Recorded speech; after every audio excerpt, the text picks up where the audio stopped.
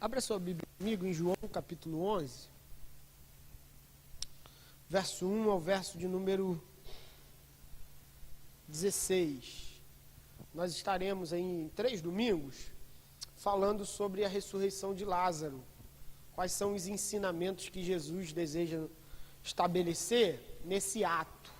Então a gente vai estar desenvolvendo a temática aqui, que é a seguinte: encontrando vida no cenário de morte. Como que a gente pode encontrar vida vivendo um cenário onde tudo ao nosso redor parece não florescer? Como que a gente vive o cenário de morte, mas consegue no cenário de morte encontrar vida? Então nós estaremos vendo aqui pelo menos 3 ensinamentos que Jesus nos dará, e eu tenho certeza que será muito produtivo para a nossa vida, para a nossa igreja, que a gente encontre no cenário de morte a vida que procede do Pai, para que a gente transforme cenários de morte em vida para a honra e glória do nome de Jesus. Amém? Vamos ler então, mesmo assentados, mas em reverência à palavra do nosso Senhor Jesus Cristo, capítulo 11, do versículo 1 ao versículo de número 16. Diz assim: estava enfermo Lázaro de Betânia, da aldeia de Maria, de sua irmã Marta. Esta Maria, cujo irmão Lázaro estava enfermo, era a mesma que ungiu com bálsamo o Senhor e lhe enxugou os pés com os seus cabelos. Mandaram, pois, as irmãs de Lázaro dizer a Jesus: Senhor, está enfermo aquele a quem amas. Ao receber a notícia, disse Jesus: esta enfermidade não é para a morte, e sim para a glória de Deus, a fim de que o Filho de Deus seja por ela glorificado. Ora, amava Jesus a Marta e a sua irmã e a Lázaro. Quando, pois, soube que Lázaro estava doente, ainda se demorou 2 dias no lugar onde estava. Depois disse aos seus discípulos: vamos outra vez à Judeia. Disseram-lhe os discípulos: Mestre, ainda agora os judeus procuravam apedrejar-te, e voltas para lá? Respondeu Jesus: não são 12 as horas do dia? Se alguém andar de dia, não tropeça, porque vê a luz deste mundo. Mas se andar de noite, tropeça, porque nele não há luz. Isto dizia, e depois lhes acrescentou: nosso amigo Lázaro adormeceu, mas vou para despertá-lo. Disseram-lhe, pois, os discípulos: Senhor, se dorme, estará salvo. Jesus, porém, falara com respeito à morte de Lázaro, mas eles supunham que tivesse falado do repouso do sono.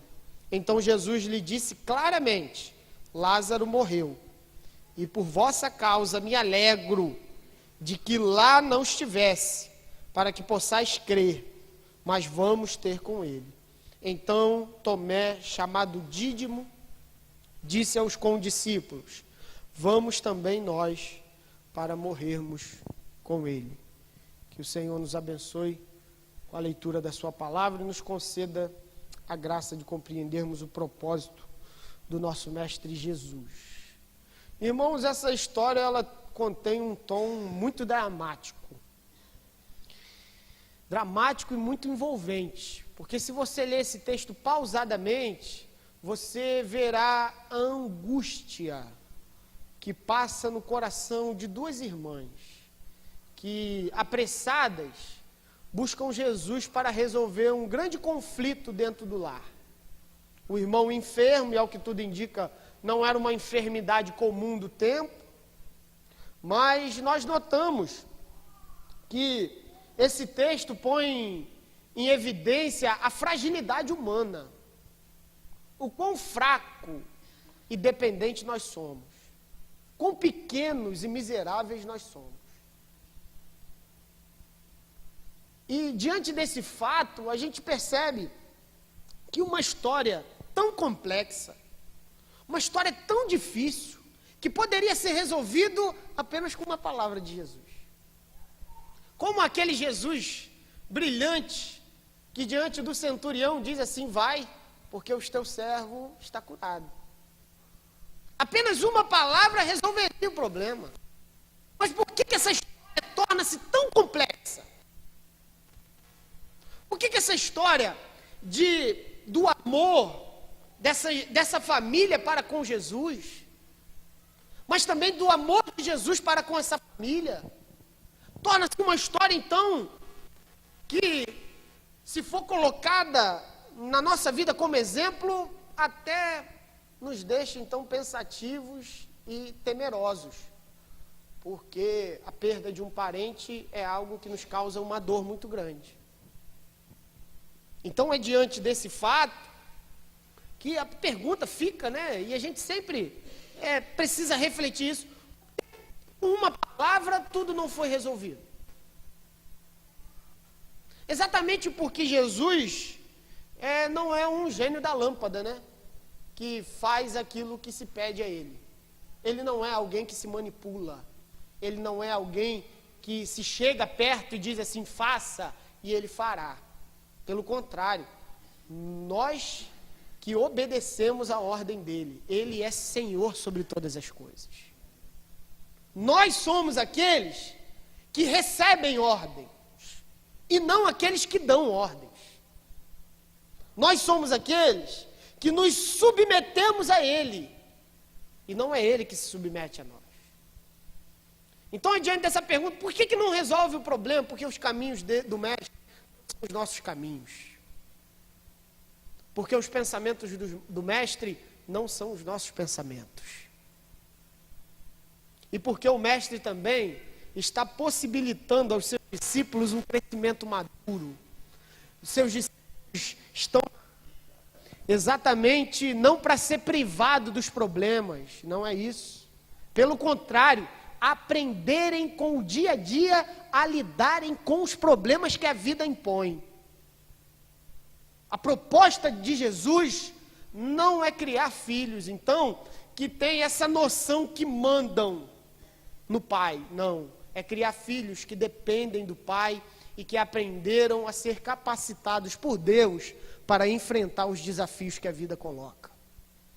Porque senão seria muito fácil, a vida seria uma vida sem dor, né? E todo mundo não aprenderia, porque se tem uma coisa que a gente aprende é por meio da dor. Por meio da dor a gente tem uma grande capacidade de aprender. Louvado seja Jesus por isso, porque toda vez que aprendemos algo, crescemos e avançamos.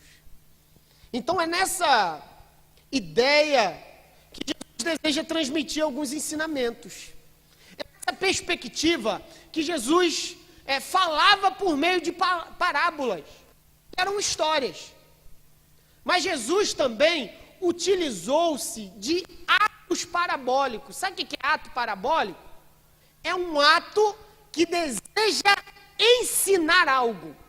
Jesus, então, não só falava, não só transmitia ensinamentos por meio da fala. Jesus também transmitia ensinamentos por meio de ações. E esse texto aqui é um texto claro. É um texto claro de um ato que visa instruir, que visa trazer ensinamentos preciosos para os discípulos. Porque a proposta do Evangelho não é ter um discípulo que sabe letra por letra, mas ter um discípulo que sabe, a partir da ótica do Evangelho, ir para a vida, vivenciar aquilo que se apresenta como novo todos os dias. E que coloca em xeque a fé, a dificuldade, os empecilhos. Então é dentro dessa perspectiva que Jesus deseja trazer esses ensinamentos por meio de atos práticos, para que a gente aprenda a viver como o mestre viveu. Sabe o que Jesus deseja da minha parte, da sua parte, meu irmão, nesse tempo? É que a gente, de modo urgente, aprenda a viver como ele viveu aqui nessa terra. O nosso maior exemplo de vida, de perfil, é o dele.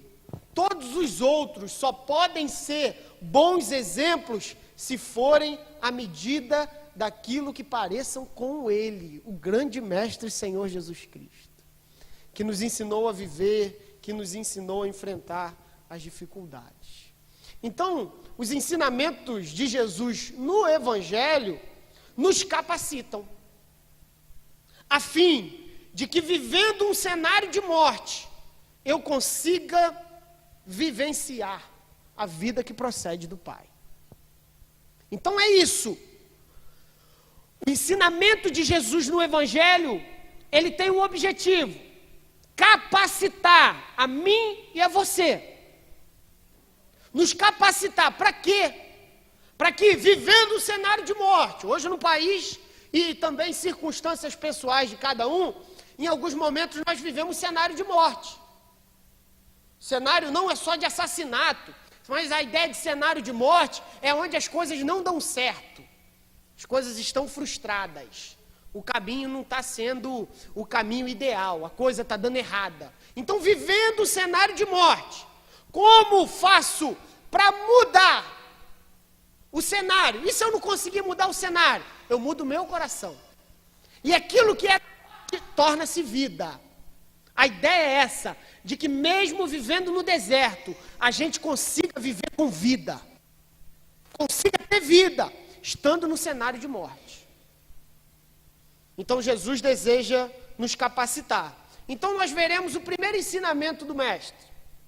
O primeiro ensinamento que o Mestre deseja conceder a cada um de nós é que pessoas amadas por Jesus vivenciam aflições.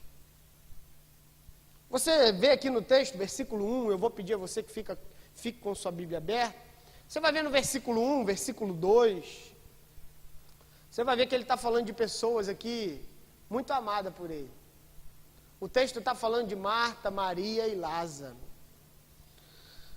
Nessa narrativa, então, a gente percebe isso, de que ele fala sobre pessoas que Jesus tinha grande amor. Você lembra no versículo 6 o que está dizendo? Aquele que amas está enfermo. Então está falando de gente da qual Jesus nutria grande amor, da qual Jesus, ao olhar, sentia-se confortável em estar perto, porque ele tinha amor por essas pessoas. Essa Maria aí, que o texto vai nos dizer, essa Maria fez um ato de adoração espetacular. Sabe qual foi o ato dela?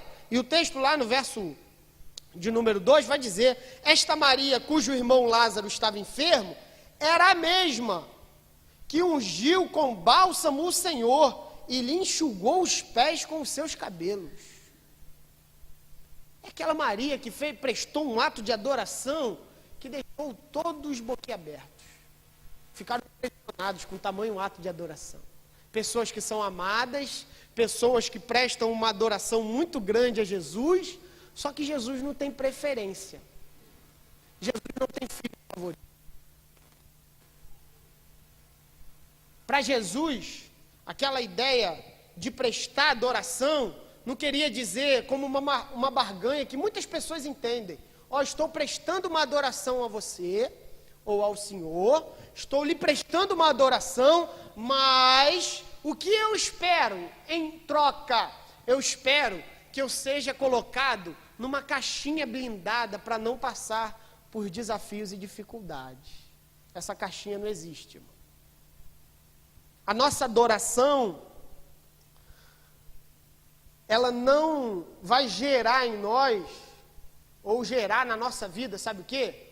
Uma redoma, onde os problemas não chegarão até a nossa casa. Pessoas amadas por Jesus sofrem aflições. Pessoas que Jesus ama e tem um grande carinho, morrem, adoecem. Pessoas que Jesus queria estar perto, ou que Jesus está próximo, sofrem, vivenciam dores. É nessa compreensão que Jesus está, mais uma vez em Atos, nos ensinando que a dinâmica do reino de Deus não é uma dinâmica onde as pessoas são blindadas para não passarem dificuldade mediante o relacionamento com Deus e a adoração. Pelo contrário, pessoas amadas com Jesus são capacitadas para que, vivendo o momento e o cenário de dor, consigam transformar o cenário de dor em vida. Consigam transformar o cenário de dor em alegria. Porque o problema está em si, não é na dor. O problema não está na dor. O problema está em como que eu lido com ela. Como que eu vivencio as aflições. O problema nunca estará no problema em si, mas como eu recebo e aprendo a lidar com ele. Porque não sabendo lidar com o cenário de morte, eu posso causar morte, morte, morte e reproduzir aquilo que, infelizmente, eu não aprendi a lidar. Então, quando eu tenho um problema e um desafio, eu tenho que primeiramente ter consciência de que aflições acontecem sobre justos e injustos. E de que Deus, é a ideia, né? Muitos utilizam aquela velha pergunta, né? Mas logo eu? Poxa, eu estou na igreja, eu caminho com Jesus há muito tempo. É a pergunta que Davi também faz. Davi faz essa mesma pergunta. Sabe como é que Davi diz? Ele diz assim: por que os injustos estão vivendo muito bem e aqueles que são justos estão padecendo? É uma pergunta que muita gente faz, mas logo eu, que vivo correto, tenho uma vida digna, procuro fazer da minha vida uma expressão do amor de Deus, mas logo aconteceu isso comigo. É mais uma vez Jesus nos ensinando que ele não tem filhos favoritos e mimados, né? Ele não mima ninguém, ele não tem ninguém por favorito. Ele não tem você, ou seja, minha própria vida por favorita. Ele trata todos de igual modo. Ele não mima e ele não concede nada que a gente queira de imediato. É nisso que a gente começa a aprender a lidar e a caminhar com Jesus Cristo. De que a ideia não é te tirar da dor, não é te tirar da aflição, é fazer com que a gente consiga aprender a lidar com a dor e com as aflições, como Ele nos ensinou. Porque quando nós chegamos diante de um problema, a primeira coisa que nós queremos é a resolução dele. Você vê que Marta e Maria apressam, então, a chamar a Jesus para que ele resolva o problema. Só que tem uma coisa curiosa aí, né? Jesus demora 2 dias e Lázaro vem a falecer. No mínimo, frustração, né, irmão? Imagina você nessa situação, tem um irmão enfermo, um irmão a quem Jesus ama e nutre grande respeito e admiração. O irmão falece porque Jesus não chegou a tempo. Não chegou no tempo de quem? No seu ou no dele? Não chegou no tempo de quem? No meu ou no dele? A pergunta que se faz é sempre essa. Porque nós precisamos, e esse é o primeiro ensinamento, de que pessoas amadas por Jesus sofrem. Por que essas pessoas passam por essas aflições? Passam por essas dificuldades? Porque precisam aprender a lidar com o tempo. Meu irmão e minha irmã, a impaciência, ela é fruto de um desejo imenso, de que o caminho do mestre seja o meu caminho. Quando eu não aprendo a lidar com o tempo, eu quero que o mestre faça aquilo que eu tracei como melhor. É quando a gente tem a ideia toda, né? Nós somos fantásticos, irmão. Sabe por que nós somos fantásticos? Porque nós temos um problema. Nós dizemos para Deus tudo o que Ele tem que fazer, né? Vem tal dia, tal hora, Ele vai estar aqui, você vai colocar a mão nele, Ele vai sair e vai ser um fantástico mundo que nós queremos. Sabe por quê? A impaciência, ela é fruto do nosso desejo de fazer assim para Jesus. Senhor Jesus, sabe o teu caminho? Deixa para um outro dia. Eu vou conceder o meu caminho, que é aquilo que eu preciso nesse momento. Só que Jesus não trabalha com os nossos caminhos. Ele é independente. E é isso que o faz ser glorioso. Porque Jesus não vem pelos nossos caminhos. Ele vem por caminhos dos quais ele planeja. Caminhos insondáveis, perfeitos, maravilhosos. Quando Moisés chega diante do mar, ele pensa, fracassou. Mas o caminho de Deus era pelo meio do mar. Quando Moisés chega lá e diz assim, e agora? O mestre estava lá no trono dizendo, agora continua. Esse é o caminho. O caminho do mestre é perfeito, porque não aprendemos a lidar com o tempo, porque somos impacientes. E ser impaciente é querer impor sobre Deus de que Ele faça a minha vontade, de que Ele venha pelos meus caminhos. É isso que Marta e Maria estão dizendo. Vem pelo caminho que eu estou pedindo. Faça a minha vontade, né? Assim na terra como no céu, que a minha vontade seja feita. A impaciência, meu irmão, gera desespero e gera também ansiedade. Quem não aprendeu a esperar o temporal passar, vai se molhar todo e corre risco de tomar um belo de um tombo, porque não esperou a tempestade passar. Quem não aprendeu a lidar com o tempo, e vivendo um cenário de morte, né? Busca caminhos alternativos. Com certeza, se alguém não falou isso, já pensou. De vez em quando nossa mente é assim, né? De vez em quando a gente pensa, basicamente isso. Está demorando demais. Eu tenho os meus próprios caminhos, eu decido agora. É nesse momento que nós frustramos tudo aquilo que Deus tinha planejado. A impaciência gera decisões precipitadas. A incapacidade de sentar e esperar o caminho do mestre aparecer gera na gente, sabe o quê? Decisões erradas.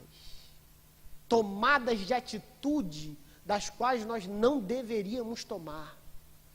E ao invés de proporcionar caminho aberto para o mestre, começamos a fechar os caminhos.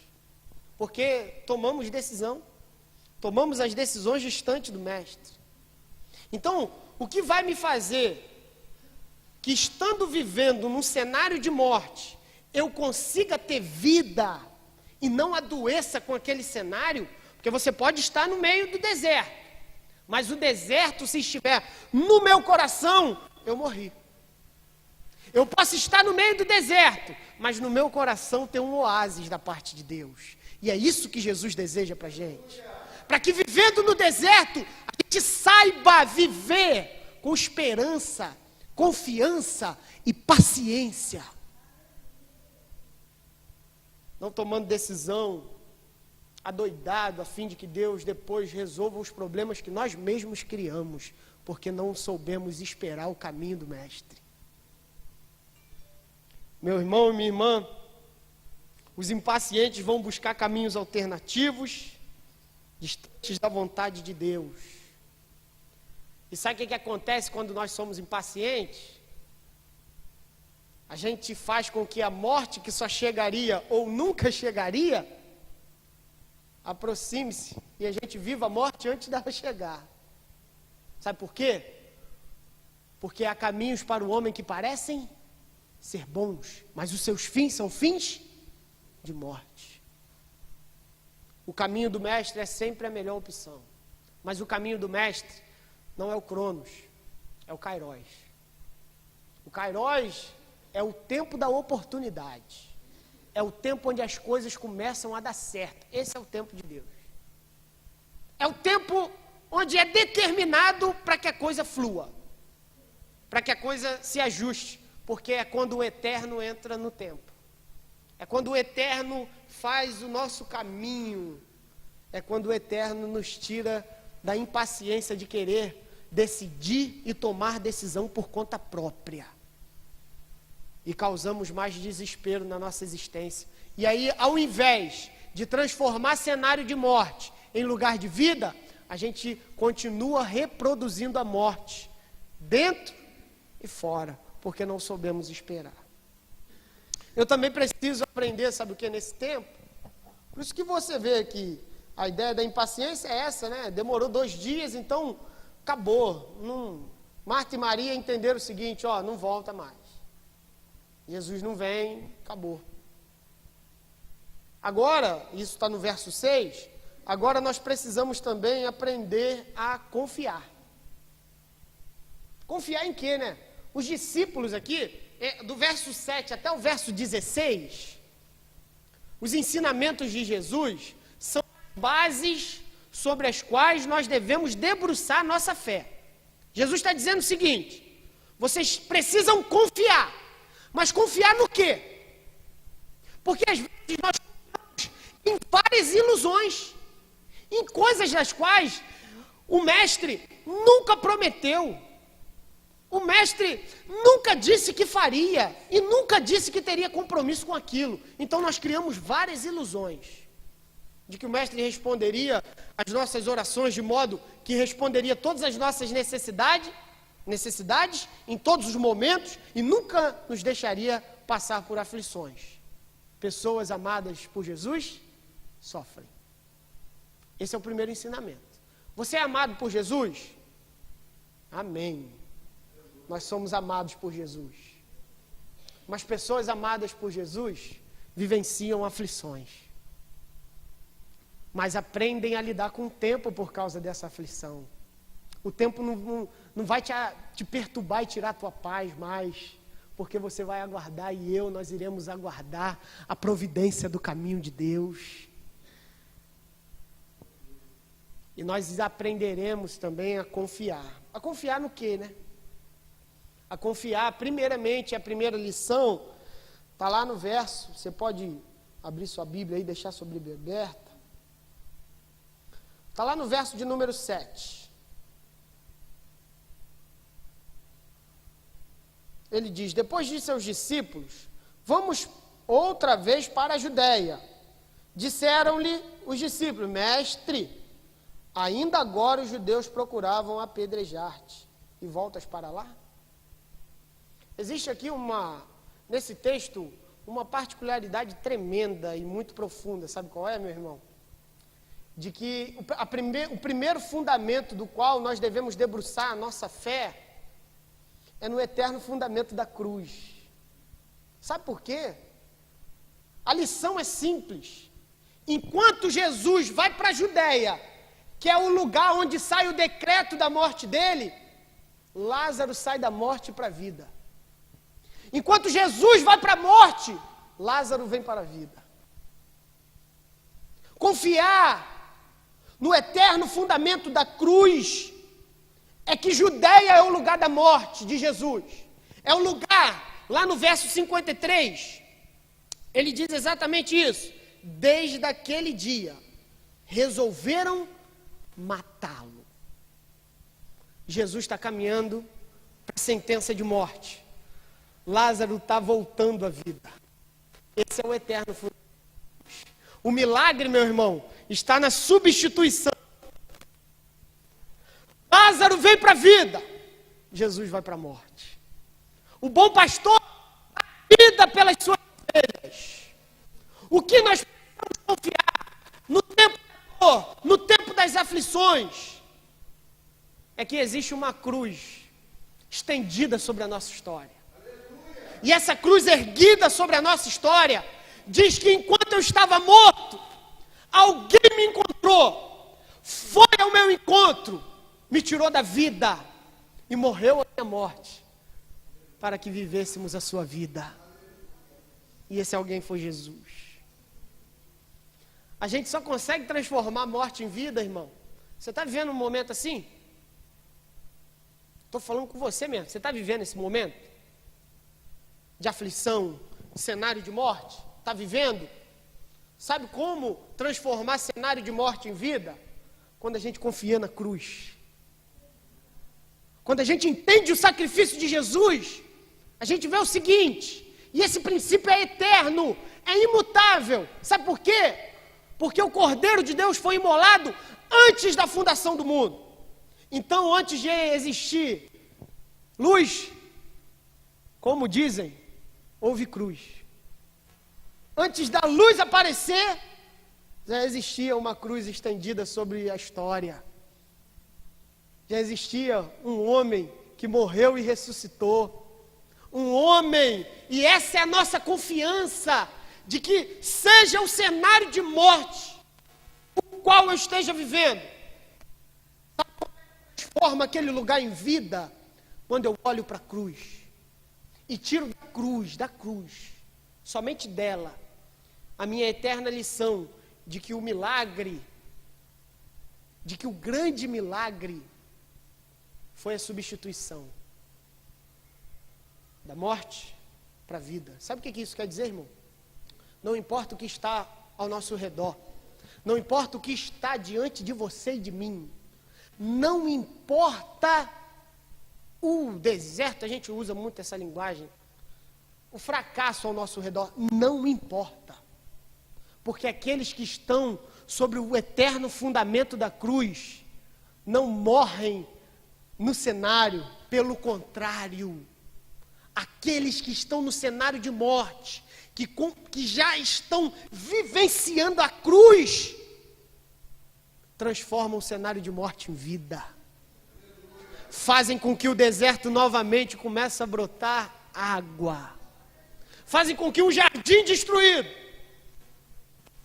massacrado pelo tempo, pela dor, esse jardim volte a nascer belas flores, volte a nascer a vida novamente. Mas por que isso, irmão? Por que a gente consegue transformar cenário de morte em vida? Porque existe um eterno poder que procede de Jesus. Sabe como é que a gente muda de vida? Muda a vida de quem está próximo da gente, quando a gente abraça essa verdade. Quando a gente entende que tudo que precisamos, que tudo que temos e somos, vem da cruz, vem do sacrifício de Jesus, vem dele. Toda morte é dissipada de mim quando as trevas também me assombram, todas elas são dissipadas porque em mim resplandeceu a luz do Mestre, mediante a sua morte e a sua ressurreição. Jesus está dizendo, eu estou indo para a Judéia, porque ele está exatamente tendo um ato de ensinamento. Enquanto eu estou indo para o lugar de morte, onde vai sair o meu decreto, Lázaro que está morto, vai sair, vai vir para a vida. Talvez hoje o seu cenário seja esse, né? Cenário de morte. Você só olha para o lado e consegue ver morte, morte, morte, morte, morte. Dor, aflição, você olha para tudo que é lado, você não vai conseguir resolver esse problema sozinho. Esse problema não dá para resolver com as suas forças ou com a minha força. A resolução não está na sua capacidade de ser inteligente, na minha capacidade de ser inteligente e aprender a resolver isso não. Porque o morto não ressuscita sozinho. O morto só ressuscita quando aquela voz maravilhosa diz, Lázaro, vem para fora. A vida só volta a brotar novamente quando a voz de Jesus diz, eu estou indo para a morte e estou trazendo a vida para aqueles que estavam mortos. Confiar em quem, irmão? Confiar em quem a nossa confiança está pautada? Nossa confiança está pautada de que no cenário de morte eu posso ter vida como? Pelo eterno fundamento da cruz.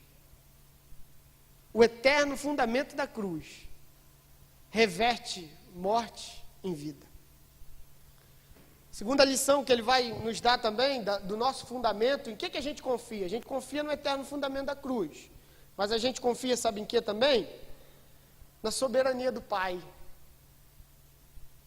Soberania do Pai quer dizer exatamente que ele utiliza uma parábola aí, né, a partir do verso de número 9, respondendo a pergunta. Você está indo para a morte, mas os discípulos estão pensando assim, Jesus está indo para morrer.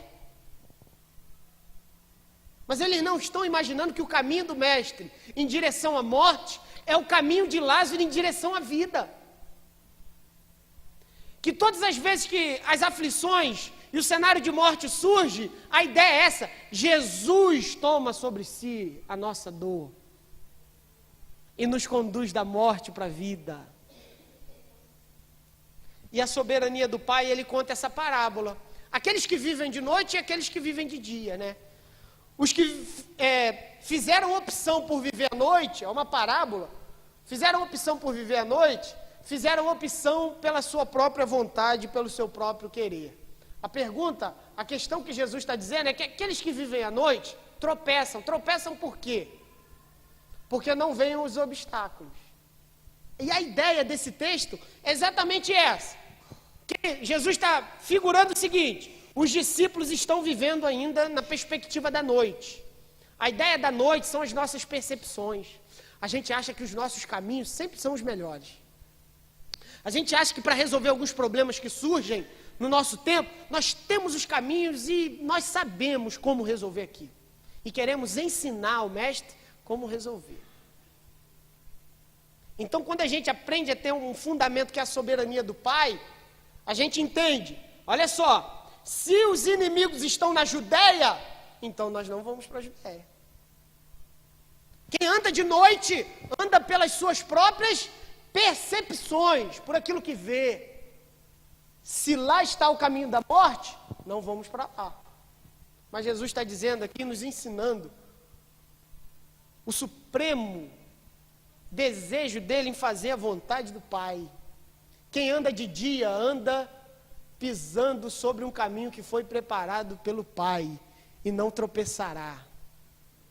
Aqueles que andam de dia fizeram opção pela vontade do Pai, querem viver a vontade do Pai, e tenham uma certeza, todos aqueles que desejam viver na vontade do Pai, não tropeçam porque andam de dia.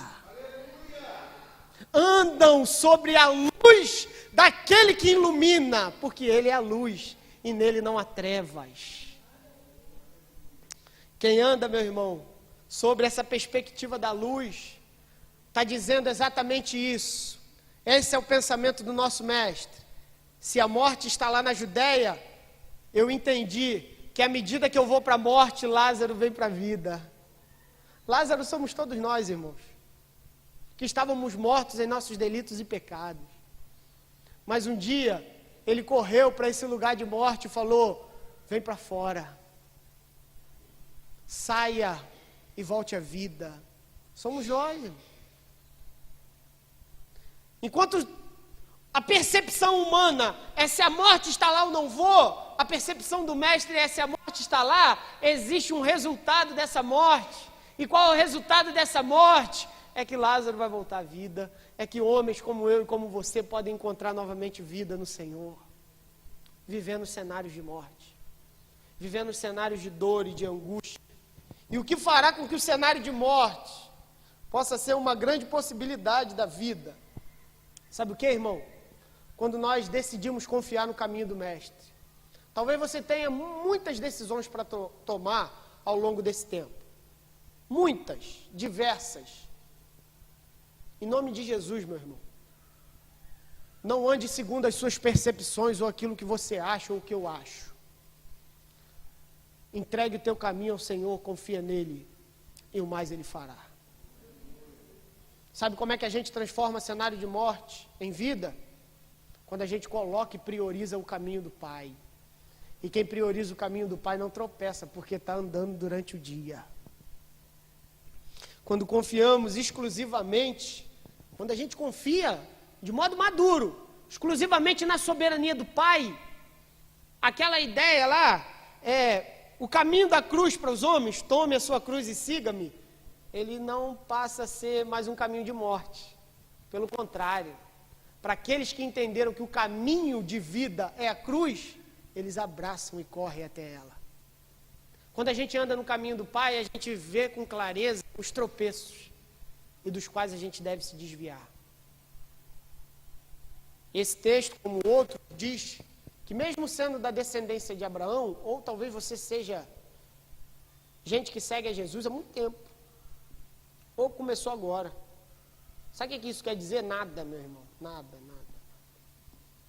Se a gente não fizer um processo dia após dia de depender dele e de buscar o caminho dele como alternativa de prioridade, os nossos caminhos serão caminhos de fracasso. E aí depois, olha só, você já tinha um problema, que era do tamanho de uma maçã, né? tinha um problema do tamanho de uma maçã. A minha impaciência, a minha falta de confiança na cruz, a minha falta de confiança na soberania de Deus, gerou, sabe o quê? Problema do tamanho de uma melancia. Porque as minhas decisões foram sendo tomadas desproporcionalmente. E um problema que era pequeno tornou-se um monstro. Sabe por quê? Porque eu decidi viver sobre a minha própria percepção. E aí depois, a gente ora a Deus para que Deus corrija o caminho errado que fizemos. Sabe o que o Senhor fará conosco? De que a gente aprenda a reconstruir caminhos que nós mesmos fizemos de errado, para que a gente não cometa novamente. Então você já tem um problema na sua mão, de morte. Confie na soberania do Pai e peça a Jesus: Senhor, o teu caminho é melhor do que o meu. Senhor, as tuas decisões e as tuas percepções são maiores do que a minha. Eu enxergo pequeno, tem dia que eu estou bem, tem dia que eu estou mal. Se um dia eu tomo uma decisão, outro dia eu tomo outra. Por quê? Porque eu tenho, como qualquer um, temperamentos. Tem um dia que eu não comi açúcar direito, né? Então, meu irmão, quem não come açúcar está com um problemão, né? Não gerou a toxina necessária, então não está feliz. Aí tomou decisão triste, sem saber, sem poupar e tal. Ou então se não almoçou, né? Alguns casos aí, a pessoa quando não almoça fica meio complicada, não sabe a decisão que toma, quer fazer tudo de modo imprevisível, aquele negócio, né? Todos nós que estamos aqui sabemos o que é. Sabe por quê? Nós somos gente. E gente, de vez em quando, tem uns momentos de dizer assim: estou cansado, vou resolver isso. Não é o momento de resolver. O momento de resolver é quando o Senhor Jesus diz: eu estou indo para a Judéia. O momento de resolver é quando ele se coloca no caminho e diz: eu estou indo. O momento de resolver não é a hora que a gente acha, meu irmão. É a hora que ele decreta. E a hora que ele decreta, portas fechadas são abertas. O momento que ele decreta, o impossível torna-se possível. O momento que ele diz: é agora. Ninguém pode segurar, ninguém pode impedir. Porque a vontade dele prevalece sobre todo principado, todo problema, toda potestade. Quando ele diz que faz, no tempo dele, na hora dele. E a gente simplesmente, irmão, e a gente precisa aprender isso. Urgente. De que a paciência de saber esperar o momento certo, é fruto, sabe de quê? De uma consciência e de uma confiança imensa de que o caminho do mestre é perfeito.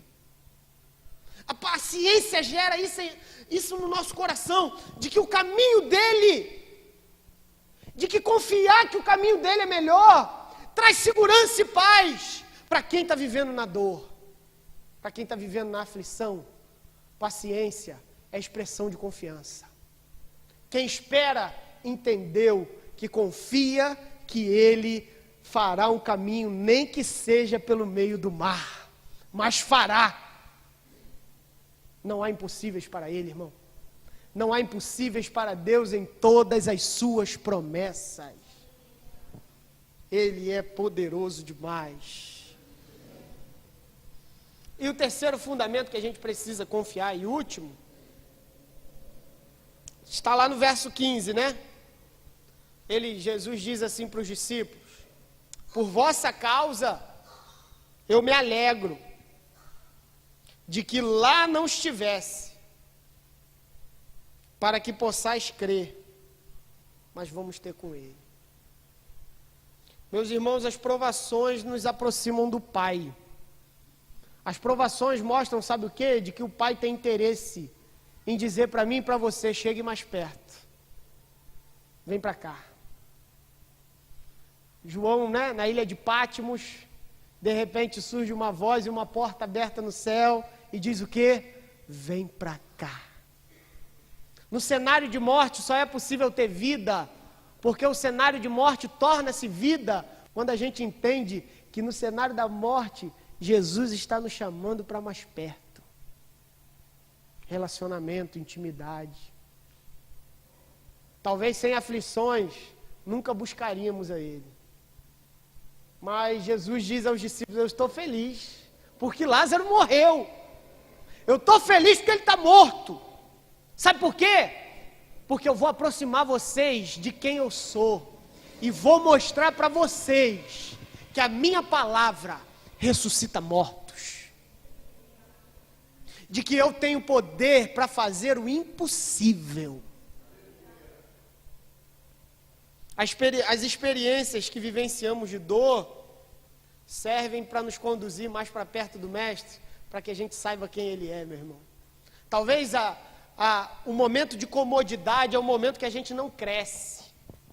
Mas no momento da aflição, por isso que Tiago diz, fique contente, fique feliz, não pela dor, mas por aquilo que a aprovação está produzindo em você. Não fique feliz pela dor que nós sentimos e pelas aflições. Fique feliz porque Deus está aperfeiçoando o meu e o seu caráter. Está conduzindo você para um lugar onde talvez eu e você nunca chegamos e nunca tivemos aquela visão com o Mestre. De que o Mestre está mais próximo do que a gente imagina. De que Ele mostra por meio da experiência quem Ele é. A mensagem de Jesus é fantástica, irmãos. Porque pessoas amadas por Ele vivenciam sofrimentos. Mas pessoas amadas por Jesus não são filhos mimados e priorizados, né? Deus não tem gente favorita. Deus tem pessoas das quais o obedece. E por obedecer, fazem a vontade do Pai, e a vontade do Pai é um caminho em direção à vida, e isso produz vida. E pessoas que transformam o cenário de morte em vida, deixaram a impaciência e estão cultivando a paciência. Desafio para nós, irmão. Abandonaram a impaciência, cultivam a paciência. Aprenderam a confiar nos fundamentos certos. Sabe qual é o fundamento certo? O eterno fundamento da cruz. Sabe qual é o fundamento certo da sua e da minha crença? Começa pela cruz, termina na cruz. O nosso outro fundamento é a soberania do Pai. O caminho do Pai é melhor do que o meu. E também o terceiro e último fundamento, de que as tribulações dessa vida nos conduzem mais para perto dEle. E quando eu chego mais para perto dEle, eu vejo cada coisa maravilhosa. Quando eu chego perto de Jesus, aquela luz maravilhosa resplandece sobre mim, as minhas trevas são dissipadas. Sai tudo, foge tudo aqui de dentro. Eu passo a ser mais confiante, irmão. Eu passo a entender a vida não como um mimado que angustia, não, porque eu, porque não, essa pergunta não é mais feita. É simplesmente a afirmação, estou vivendo, esse cenário de morte não vai prevalecer na minha história, sabe por quê? Porque a morte já foi vencida pelo eterno fundamento da cruz. Desafio para você, meu irmão.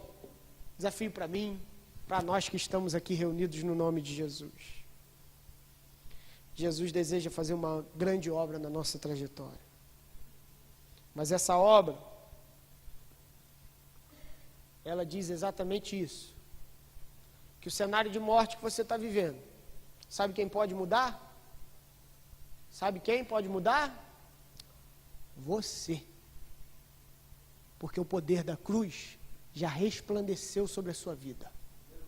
A vida já está em você. Deixe ela fluir e frutificar por meio de decisões certas, por meio do caminho do Pai. E Jesus será louvado. Não seja precipitado. Espere o caminho do Pai. Louvado seja o nome de Jesus.